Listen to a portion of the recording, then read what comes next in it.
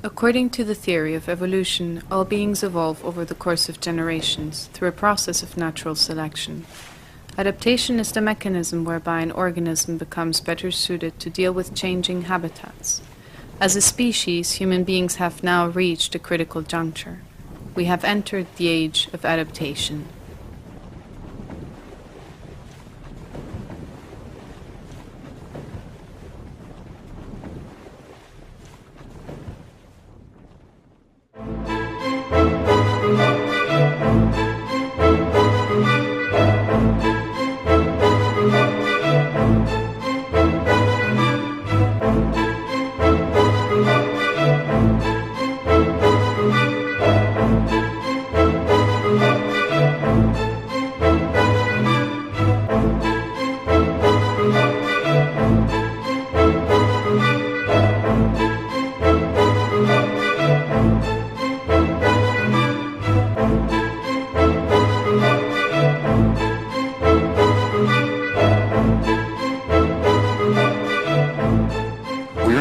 Of a serious financial crisis. An economic crisis of global scope. Pour que la crise ne fasse pas souffrir davantage les entreprises du CAC 40. The crisis that occurred in the United States may have an impact that will affect the whole world. The speed of the crisis development beats every record. There is no one country that can solve this crisis on its own. It constitutes a full-blown crisis.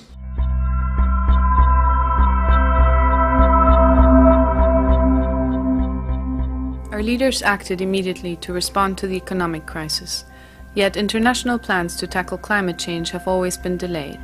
Indeed, our model of development is based on systematic exploitation of natural resources. We do not create wealth, we simply turn natural resources into money. In doing so, we have inflated our planet with carbon dioxide, thinking that sooner or later it would go away. But it didn't work.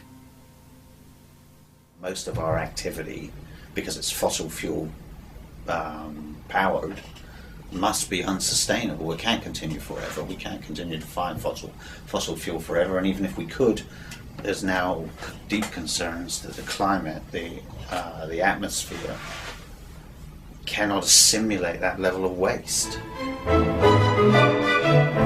In the past century, most countries have developed by increasing their level of CO2 emissions due to the exploitation of natural resources.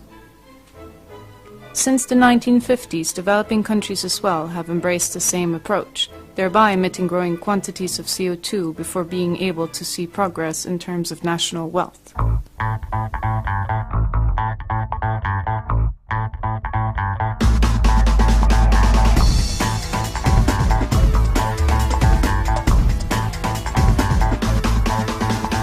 The rationale behind this process was the complete trust and continuous economic growth, represented by one single indicator, the gross domestic product, also known as GDP. The GDP was invented in the 1940s to measure the value of goods and services produced in a country. Ever since, politicians have spread the mantra of GDP as the supreme goal of social and economic development. From industrialized nations, this enthusiasm rapidly spread to developing countries.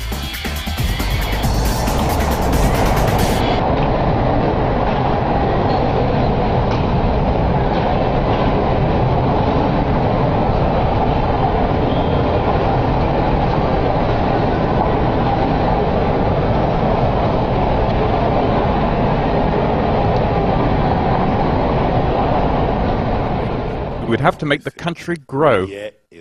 And that is exactly what is happening in Brazil. Our GDP grew by 9%. When China, a large developing country, runs its affairs well, it can help restore confidence in global economic growth. That the long-term outlook for India's economy remains strong and robust, a 9% growth trajectory.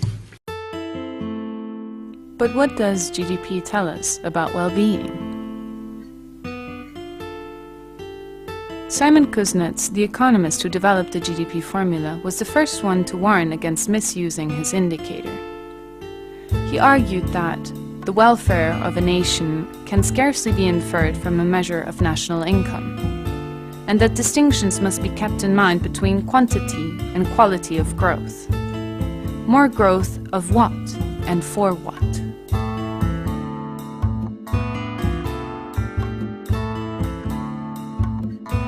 If GDP is what we think is success, people will strive for GDP. And political leaders all the time say, look at what we've done. They always put it, I've succeeded in getting the economy to grow at 6%. Now, what he did is hard to figure out, but that's the politician does that. I've created X million jobs. So that's part of the political rhetoric. The question is, by doing that, they focus policies on things that will increase GDP. Occasionally, though, some have criticized the GDP fever and the illusion of infinite growth.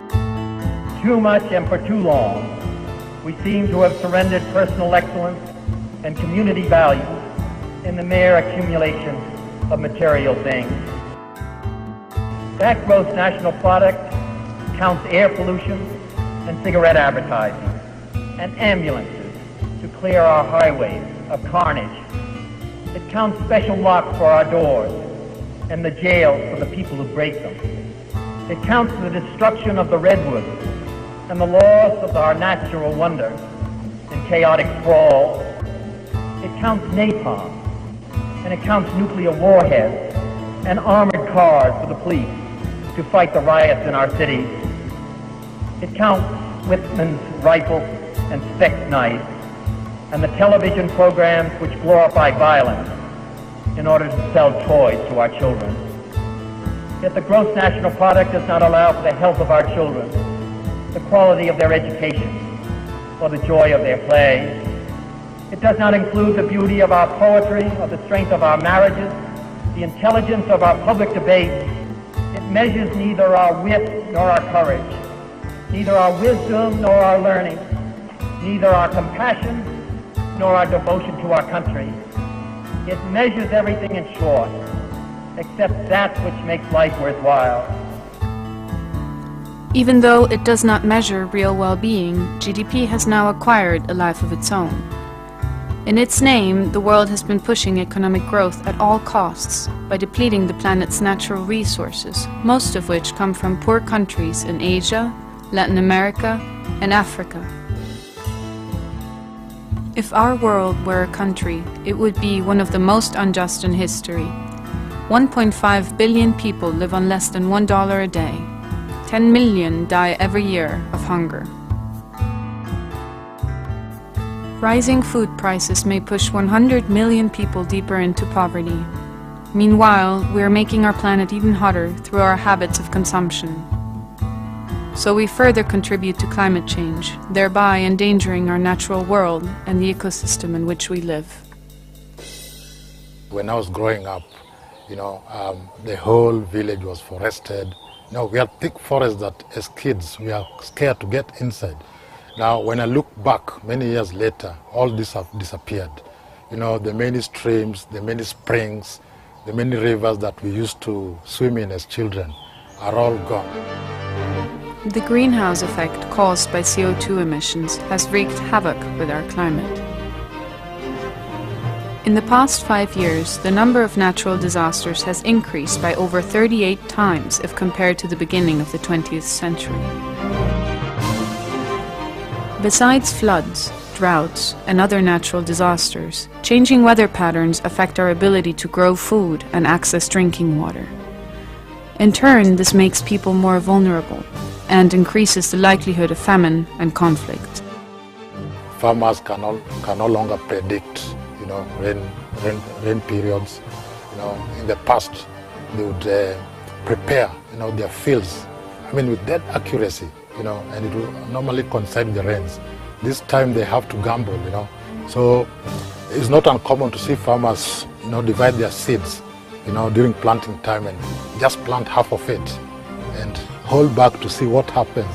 But with the rains come on time or because if they plant everything at the same time and it goes, again linked to poverty, it's really quite a complicated issue. So people are confused, they can no longer predict, and things are quite different. We must be able to connect the dots. The economic crunch, increasing poverty and inequality, and climate change are converging into a systemic crisis, resulting from the pursuit of infinite growth that our development model dictates. These crises are closely connected, and more worryingly, they're mutually reinforcing.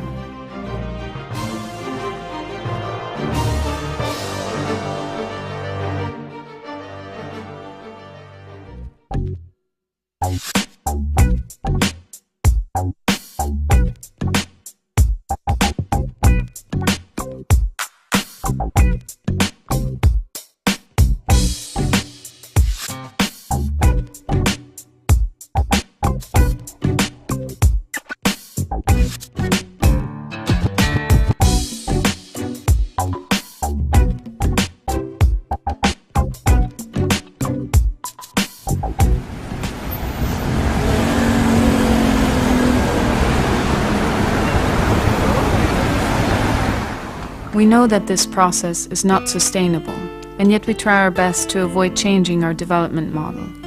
We want to believe there can be technical solutions to address these convergent crises. Advertisers have quickly caught on to the growing concern of consumers to reduce their environmental impact. A new commercial rhetoric is being used to promote technological remedies to address ecological degradation. Climate change has quickly become a new business. I believe in the future. In the future. I believe in protecting the environment. I believe in energy independence. I believe we can limit greenhouse gases and keep energy cost affordable. I believe in technology. Brings out the best in us. We will do this. I believe. I believe. I believe. We can be energy independent. We can continue to use our most abundant fuel cleanly and responsibly. We can, we will. Clean coal. Clean coal. Clean coal. Some people believe and look for the techno fix. Exactly. And rather than changing behavior and rethinking the way we live, we're still hanging out for the techno fix, the technological solution that will simply allow us to carry on and solve our problems. I'm not a great believer in the techno fix. The most popular techno fix is probably carbon offsetting, a service available to private companies and individuals alike. Thousands of new websites have sprung up on the internet, promising to develop mechanisms that will offset the personal carbon footprint of their clients. These websites help you calculate your environmental footprint and then offer the possibility to neutralize it by purchasing specific services, ranging from investments in renewable energies to planting trees. These services are usually quite cheap, and for a few tens of dollars, they provide a rather easy way to make consumers feel less responsible for emissions caused by their last holidays, their daily electricity consumption, and their commute to work.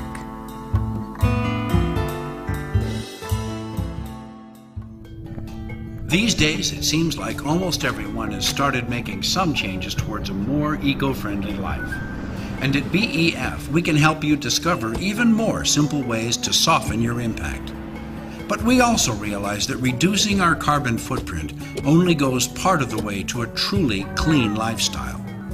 That's why we've developed our Carbon Offsets program. At BEF, we view a carbon offset as an investment in clean energy. Because burning fossil fuels for energy is the main cause of global warming, we decided to focus our efforts there, at the root of the problem. It's actually quite simple. Your carbon offset allows you to make an important decision: dirty fossil fuels or clean energy. Finally, you have a choice, just like you can choose between fuel-efficient or gas-guzzling vehicles. When you take responsibility for your carbon footprint, the funds go directly to build BEF's wind and solar projects. And when we produce clean energy and feed it into the system, or energy pool, the dirty non-renewable sources are scaled back as wind and solar take over, which means less carbon dioxide in our atmosphere. Changing the way we create energy is the most meaningful way to slow down and eventually stop climate change. This is an evolution of the way we live on our planet that cannot wait. Offsets give us the power to choose this change right now. BEF also guarantees that your support of clean energy is money properly spent. Green E, a national third-party certification, ensures that we deliver what we say we will deliver.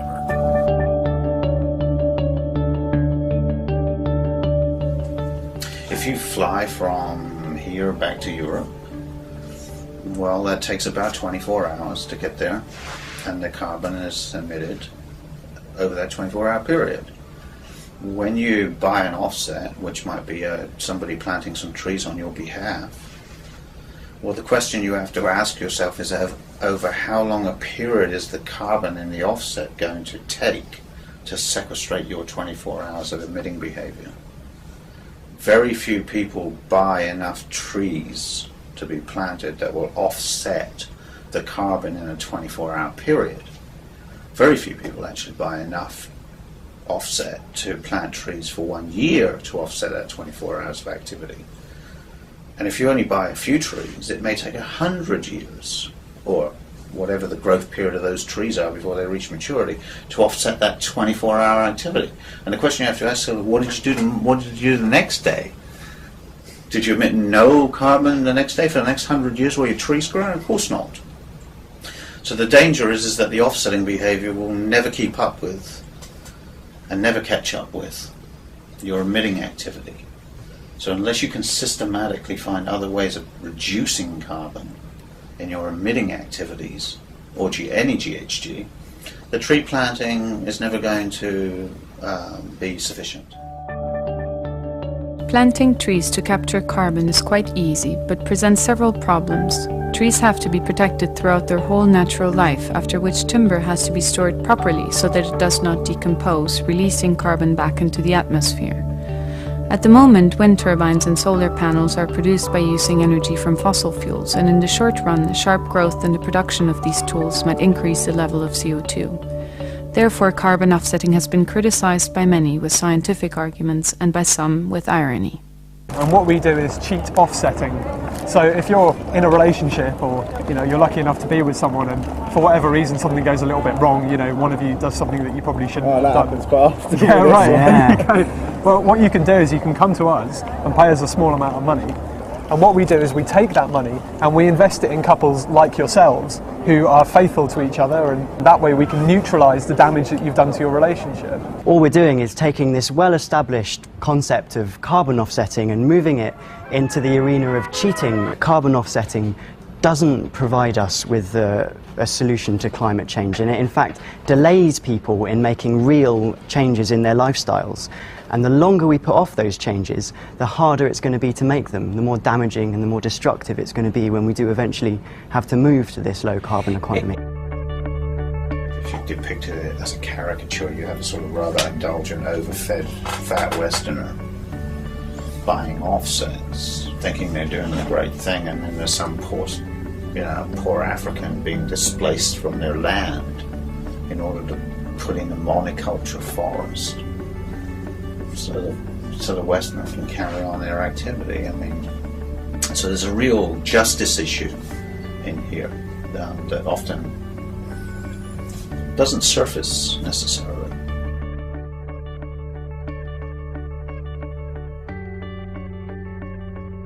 Based on the Kyoto Protocol, the European system of cap and trade is considered the most advanced policy to curb climate change.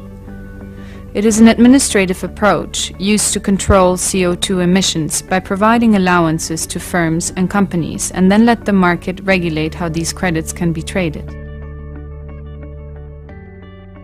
However, this system reveals the same shortcomings as the carbon offset principle.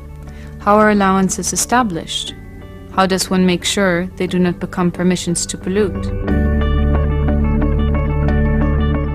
Unfortunately, contradictions are quite common in the European context. Recently, the European Union has approved new drilling in the Arctic, following the pressure of oil companies interested in exploiting the new possibilities offered by melting ice caps to establish oil fields at the North Pole. Remember, is that the underlying philosophy here is to create a market that allows people to trade carbon credits, that will create a price for carbon, that will then create a incentive for conventional activities, if you like, to decarbonize or take the carbon out of their systems. And the price of carbon creates that incentive. But the market will also create the possibility where you have just pure traders that buy and sell credits to try and make money out of them.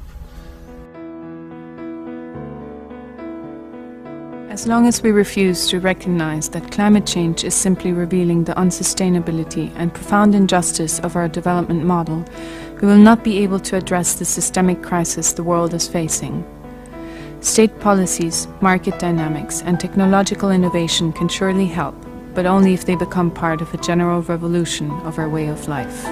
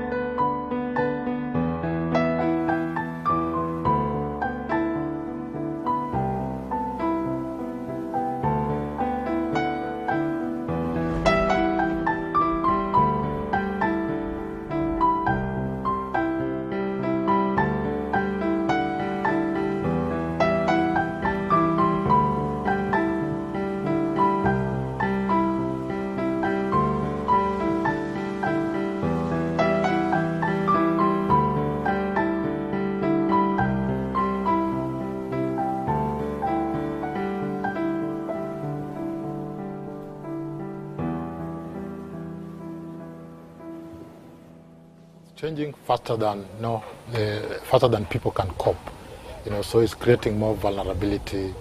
Now we see longer dry spells or heavier rainfalls. Like in Kenya, where I come from, you can split the country into two. The northern half is really suffers from long droughts or very biting droughts. Now, when there's no drought, then there are very severe floods. In western parts of Kenya, we have perennial floods, which people can no longer predict anymore. More cyclones will be generated, and they will be generated earlier in the season, and they will be also generated further south, further away from the equator. Climate change is no longer just a possibility. It is happening everywhere. A recent study by the British charity Oxfam reports that the number of people affected by climate-related disasters will rise by over 50% in the next 5 years. The Global Humanitarian Forum, a think tank run by Kofi Annan, estimates that climate change is responsible for 300,000 deaths every year, and that this number could grow more than twofold by 2030. There are two types of responses to counter the climate crisis: mitigation of the effects and adaptation to change. Since 2000, when the Kyoto Protocol was adopted, CO2 emissions have not decreased. On the contrary, they have continued growing, and climate change has accelerated its pace. To mitigate climate change, our governments should have acted much sooner and more aggressively. As a result, human beings are now left with essentially one option: adapt.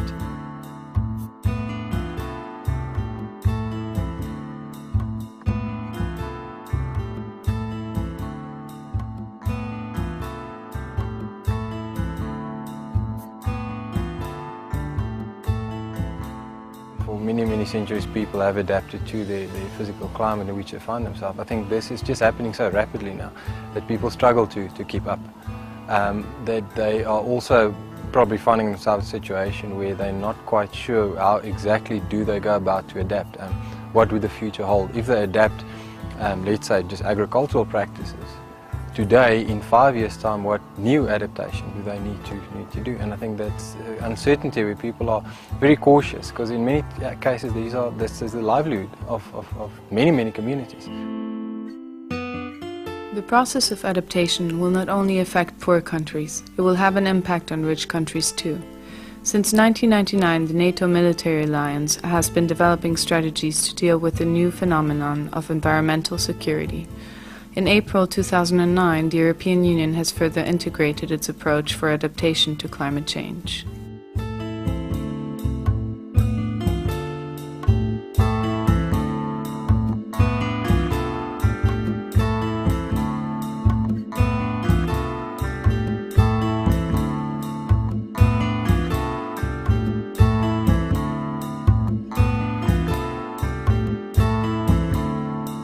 According to the EU, climate change will bring longer and drier summers, leading to more use of air conditioning, thereby creating a heavy temporary demand for electricity.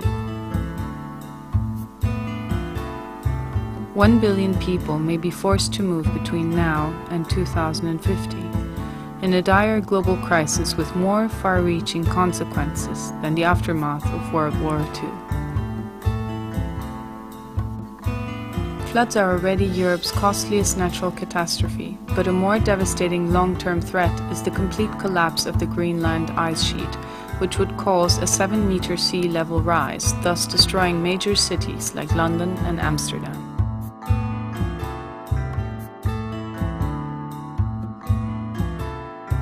Because of rising sea levels, some of the most beautiful European cities might disappear in the next decades.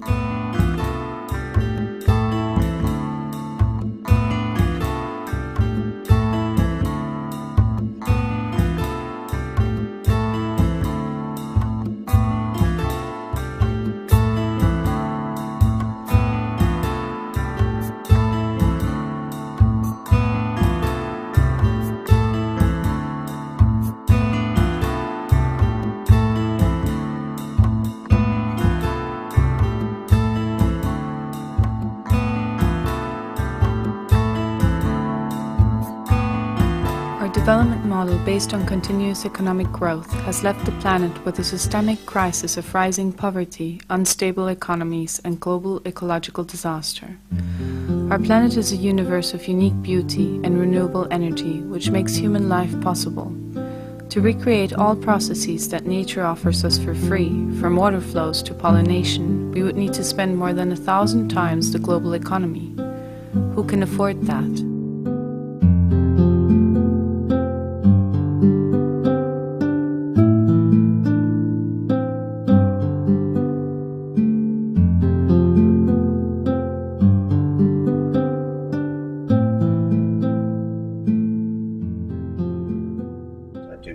Carry on the way we are, we'll pick the earth bare of resource and make the atmosphere so badly polluted that we simply can't continue the way we are.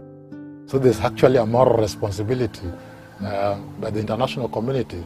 So I think the moral responsibility of the international community combined with homegrown solutions, looking again at the coping strategies and how we can fill in the gaps, I think we really need a concerted effort.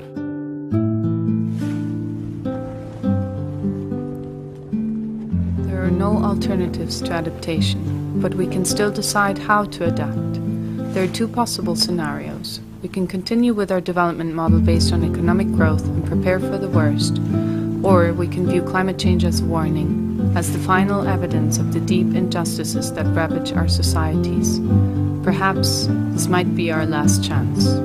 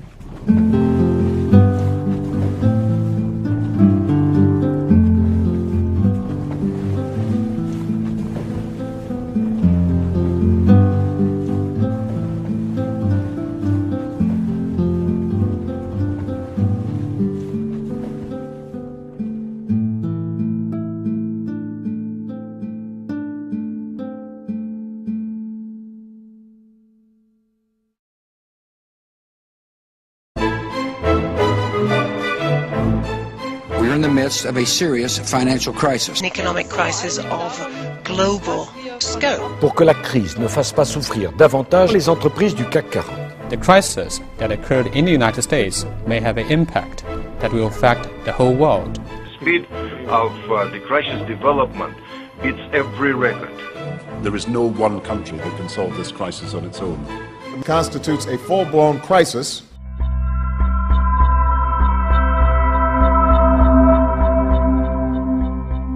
Our leaders acted immediately to respond to the economic crisis, yet international plans to tackle climate change have always been delayed.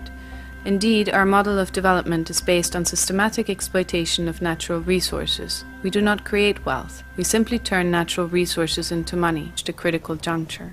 We have entered the age of adaptation.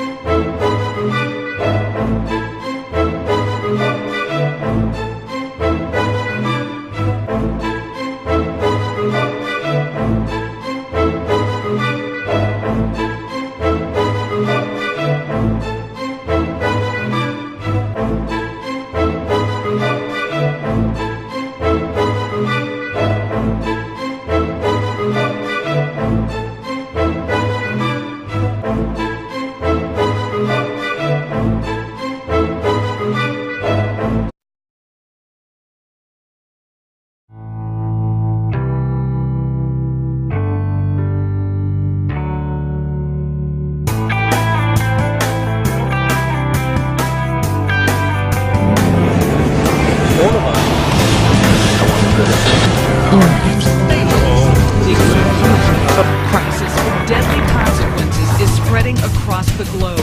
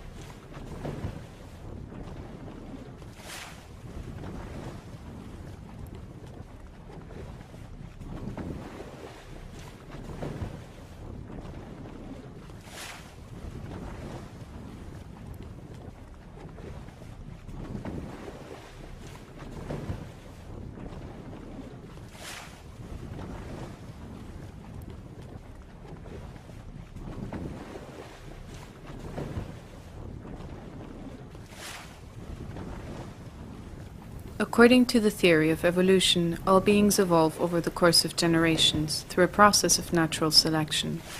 Adaptation is the mechanism whereby an organism becomes better suited to deal with changing habitats.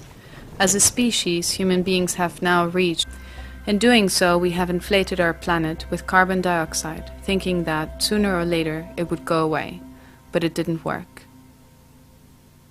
Most of our activity, because it's fossil fuel powered, must be unsustainable. We can't continue forever. We can't continue to find fossil fuel forever. And even if we could, there's now deep concerns that the climate, the atmosphere, cannot assimilate that level of waste.